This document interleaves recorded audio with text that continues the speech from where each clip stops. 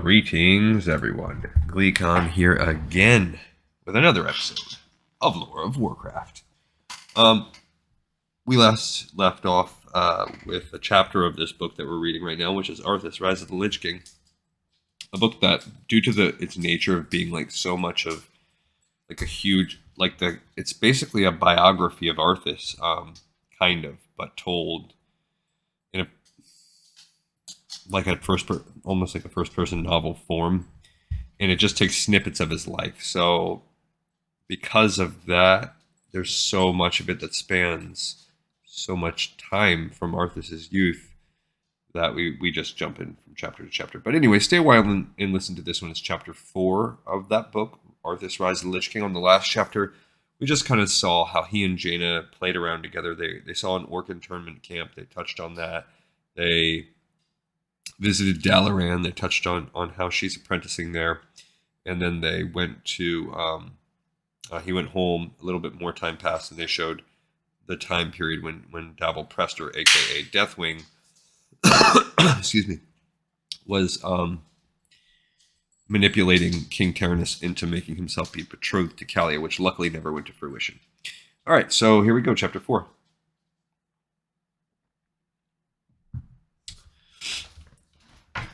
As you can see, Your Highness, said Lieutenant General Adelis Blackmore, the taxes have been put to good use. Every precaution has been taken in the operation of this facility. In fact, security is so tight, we've been able to stage gladiatorial combat here. So I've heard, said Arthas as he walked with the commander of the internment camps on a tour of the grounds. Durnhold, not an internment camp itself, but the nerve center of all the others, was huge, and indeed had almost a festival air about it. It was a crisp but bright autumn day, and the breeze caused the blue and white banners that flew over the keep to snap energetically. The wind stirred Blackmore's long raven hair and tugged at Arthas's cloak as they strolled along the ramparts. Durnhold Keep. I think the escape from Durnhold Keep, that is the name of that one. I kept trying to remember what it was called in the old Hillspread Foothills dungeon for Tanaris. Caverns of Time. And so you shall also see, Blackmore promised, giving his prince an ingratiating grin. It had been Arthas's idea for a surprise inspection.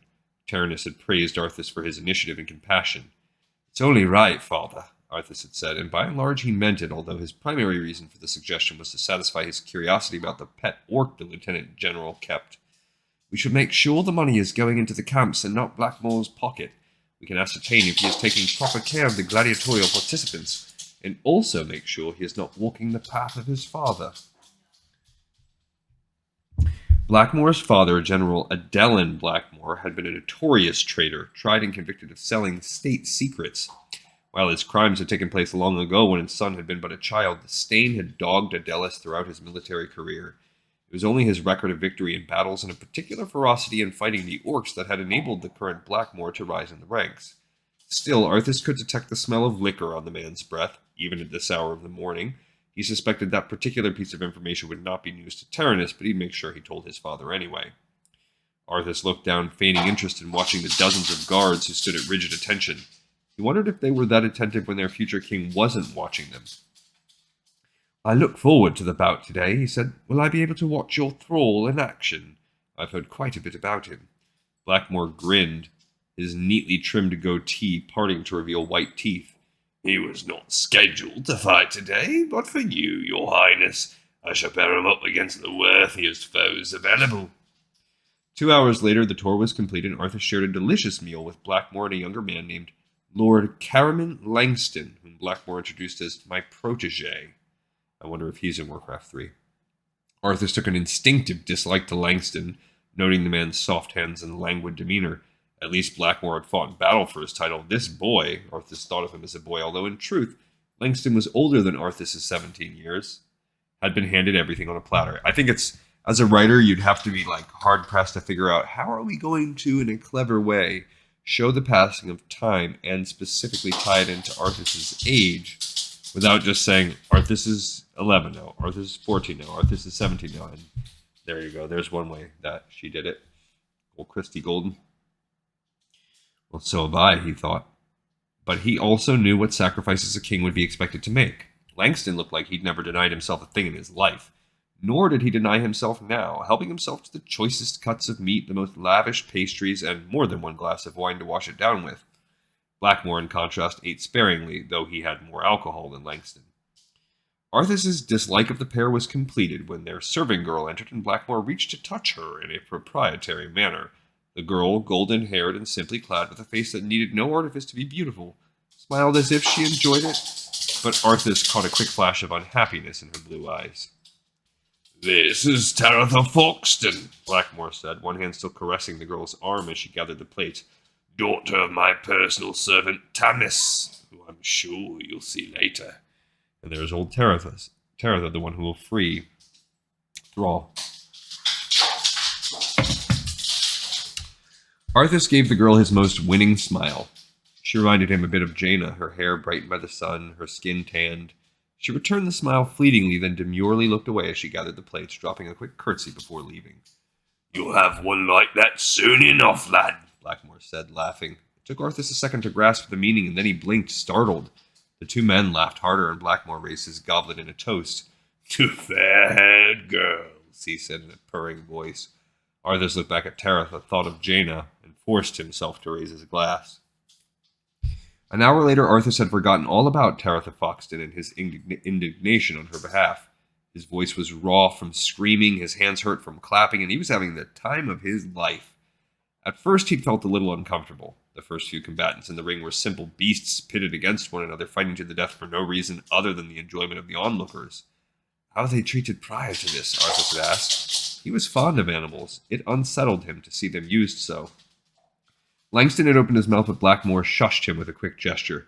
He had smiled, leaning back in his chase lounge and snagging a bunch of grapes. "Well, of course we want them at their fighting peak," he said, "so they're captured and treated quite well. And as you can see, the bouts go quickly. If an animal survives and is not able to continue fighting again, we put him down at once, mercifully." Arthas hoped the man was not lying to him. A sick feeling in his gut told him Blackmore probably was, but he ignored it. The feeling vanished when the fighting involved men against the beast, and as he watched riveted, Blackmore said, "The men are paid well. They, in fact, become minor celebrities." Not the orc, though, and Arthas knew it and approved. That's what he was waiting for, the chance to see Blackmore's pet orc, found as an infant and raised to be a fighter in these rings, in combat. He was not disappointed. Apparently, everything up until now had been a warm-up for the crowd. When the doors creaked open and a huge green shape strode forward, everyone stood roaring. Somehow Arthas found himself among them. Thrall was enormous, appearing even larger because he was obviously so much healthier and alert than the other specimens Arthas had seen in the camps. He wore little armor and no helm, and green skin stretched tightly over powerful muscle. Too, he stood straighter than the others. The cheering was deafening, and Thrall walked a circle around the ring, lifting his fists, turning his ugly face up to be showered with rose petals usually reserved for holidays. "I told him to do that," Blackmore said with pride. "It's an odd thing, really. The crowd cheers for him, yet they come hoping every time he'll get beaten." "Has he ever lost a bout?" "Never, your highness, nor will he. Yet people keep hoping, and the money keeps flowing." Arthas eyed him. "As long as the royal coffers see their proper percentage of your earnings, Lieutenant General, you'll be permitted to continue the games." He turned again to the orc, watching him as he completed his circuit. "He is completely under control, isn't he?" "Absolutely," Blackmore said immediately. "He was raised by humans and taught to fear and respect us." As if he had heard the comment, though he could not possibly have done so over the thundering cries of the crowd, Thrall turned to where Arthas, Blackmore, and Langston sat watching. He thumped his chest in a salute and then bowed deeply. "You see, utterly my creature," Blackmore purred. He rose and lifted a flag, waving it, and across the ring a solidly built red-haired man waved another flag. Thrall turned toward the door, gripping the massive battle-axe that was his weapon in this bout. The guards began to raise the door, and before it had even opened fully, a bear the size of Invincible surged forward. Its hackles had risen, and it barreled straight for Thrall as if it had been launched from a cannon, its snarl audible even over the roar of the crowd. Thrall held his ground, stepping aside at the absolute last minute, and bringing the huge axe around as if it weighed nothing at all. It tore a great rent in the bear's side, and the animal roared in maddened pain, whirling and sending blood spattering. Again, the orc stood his ground, resting on the balls of his bare feet, until he moved with a speed that belied his size. He met the bear head-on, shouting taunts in a guttural voice in perfect common, and brought the axe crunching down. The bear's head was nearly severed from its neck, but it kept running for a few moments before toppling into a quivering heap. Thrall threw back his head and cried out in victory. The crowd went mad. Arthas stared. There wasn't a scratch on the orc, and as far as Arthas could tell, the brute wasn't even particularly winded. "That's just the opener," Blackmore said, smiling at Arthas' reaction. "Next will be 3 humans attacking him. He's also hampered by the fact that he's not to kill them, just defeat them. More a strategic battle than one of brute force, but I confess there's something about watching him decapitate a bear in a single blow that always makes me proud." 3 human gladiators, all large, powerfully muscled men, entered the arena and saluted their opponent and the crowd. Arthas watched as Thrall sized them up and wondered just how smart it was of Blackmore to make his pet orc so damn good at fighting. If Thrall ever escaped, he would teach those skills to other orcs.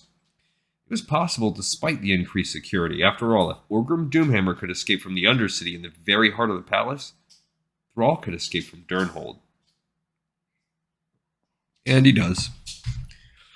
The state visit lasted 5 days. During one of those days, late in the evening, Taratha Foxton came to visit the prince in his private quarters.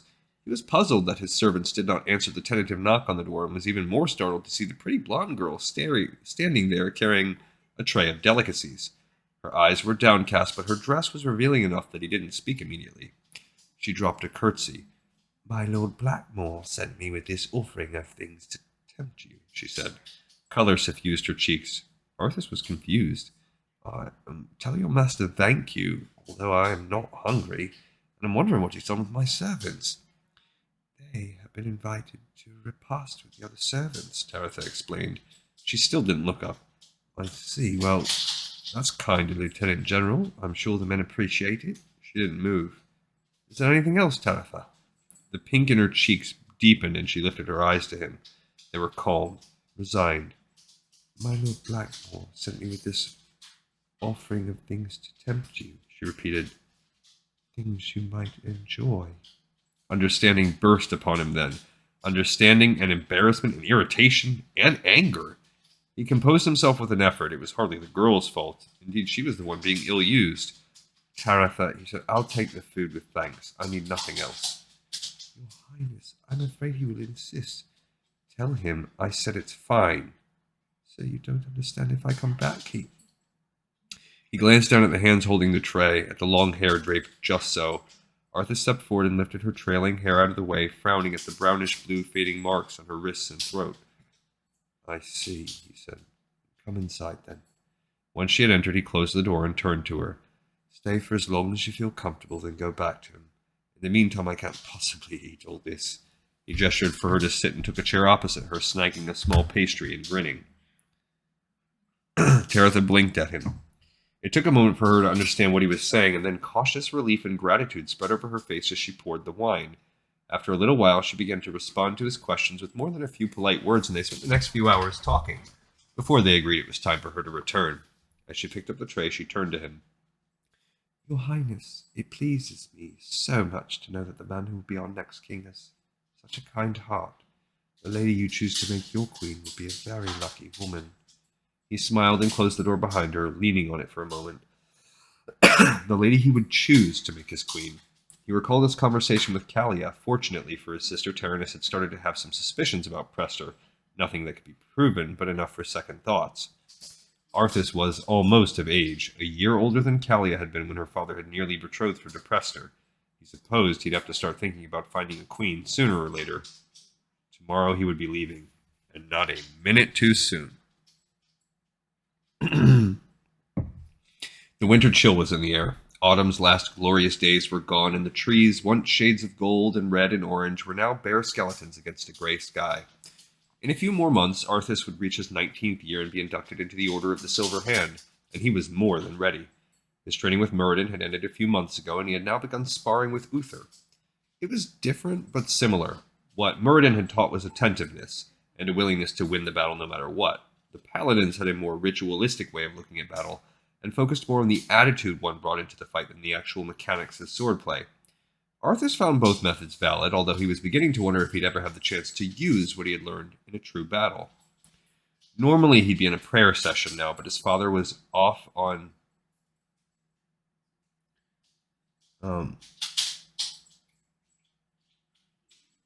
I'm sorry, I was just kind of looking up and seeing... Yeah, so he's 18 now, almost 19. But his father was off on a diplomatic mission to Stromgarde, and Uther had accompanied him, which meant that now Arthas had afternoons free for a few days, and he was not about to waste them, even if the weather was less than perfect. He clung easily and familiarly to Invincible as they galloped over the glade, the animal's stride only slightly slowed by a few inches of snow on the ground. He could see his breath and that of the great white horse as Invincible tossed his head and snorted. It was starting to snow again now. Not the soft, fat flakes that drifted lazily down, but small, hard crystals that stung. Arthas frowned and pressed on. A little farther, then he would turn back, he told himself. He might even stop at the Balnir farm. It had been a while since he had been there. Joram and Jaram would likely be interested to see the magnificent horse that the gawky little colt had grown into. The impulse, having struck, now demanded to be obeyed, and Arthas turned Invincible with a subtle pressure from his left leg. The horse wheeled, obedient and completely in tune with his master's desires.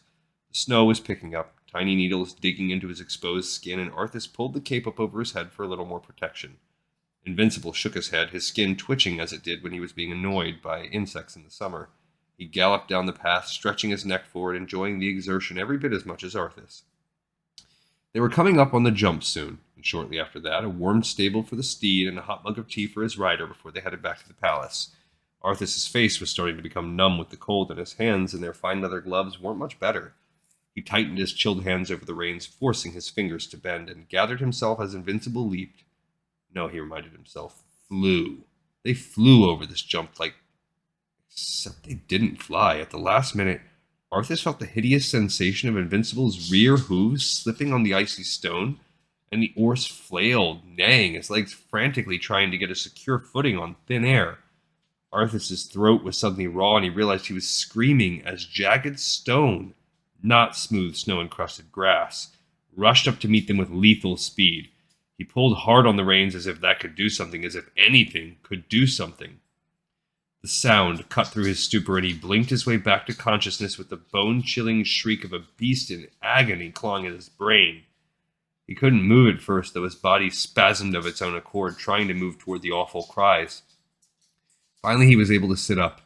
Pain shot through him, and he added his own gasp of agony to the hideous cacophony, and he realized he'd probably broken at least one rib, probably more. The snow had picked up and was coming down hard and heavy now. He could barely see 3 feet in front of him. He shut out the pain, craning his neck, trying to find Invincible. His eye was drawn to movement in the widening pool of crimson that melted the snow, that steamed in the cold. Arthas whispered and struggled to his feet. The world went black around the edges, and he almost lost consciousness again, but through sheer will hung on. Slowly he made his way to the panicked animal, struggling against the pain and the driving wind and snow that threatened to knock him over. Invincible was churning up the bloodied snow with 2 powerful, unharmed rear legs and 2 shattered forelegs. Arthas felt his stomach heave at the sight of the limbs, once so long and straight and clean and powerful, hanging at odd angles as Invincible kept trying and failing to stand. Then the image was mercifully blurred by the snow and the rush of hot tears that spilled down his cheeks. He slogged toward his horse, sobbing, dropping to his knees beside the maddened animal and trying to do what? This was no scratch to be quickly bound so that Invincible could be led to a warm stable and hot mash. Arthas reached for the animal's head, wanting to touch him, to calm him somehow, but Invincible was manic with agony, and he kept screaming. Help. There were priests in Sir Uther. Maybe they could heal. Pain greater than physical shot through the youth. The bishop had gone with his father to Stromgarde, as had Uther. There might be a priest in another village, but Arthas didn't know where, and with the storm... He shrank back from the animal, covering his ears and closing his eyes, sobbing so that his whole body shook. With the storm, he could never find a healer before Invincible either died of his injuries or froze to death. Arthas wasn't even sure he could find the ball near Homestead, even though it could not be far. The world was white everywhere, save where the dying horse, who had trusted him enough to leap off an icy embankment, lay churning up a steaming crimson pool. Arthas knew what he had to do, and he couldn't do it. He would never know how long he sat there weeping, trying to shut out the sight and sound of his beloved horse in agony, until finally Invincible's struggle slowed. He lay in the snow, his sides heaving, his eyes rolling in torment. Arthas couldn't feel his face or limbs, but somehow he managed to move toward the beast. Every breath was agony, and he welcomed the pain. This was his fault. His fault. He took the great head in his lap, and for a brief, merciful moment, he wasn't sitting in the snow with a wounded beast, but sitting in a stable with a broodmare, while a broodmare gave birth. For that moment, everything was all just beginning, and not coming to this shocking, sickening, avoidable end. His tears fell on the horse's broad cheek. Invincible trembled, his brown eyes wide with now silent pain. Arthas removed his gloves and ran his hand along the pink-gray muzzle, feeling the warmth of Invincible's breath against his hands. Then slowly he eased the horse's head from his lap, got to his feet, and fumbled with his warmed hand for his sword. His feet sank in the red puddle of melted snow as he stood over the fallen animal. "I'm sorry," he said. "I'm so sorry." Invincible regarded him calmly, trustingly, as if he somehow understood what was about to happen and the need for it. It was more than Arthas could bear, and for a moment tears again clouded his vision. He blinked them back hard. Arthas lifted the sword and brought it straight down.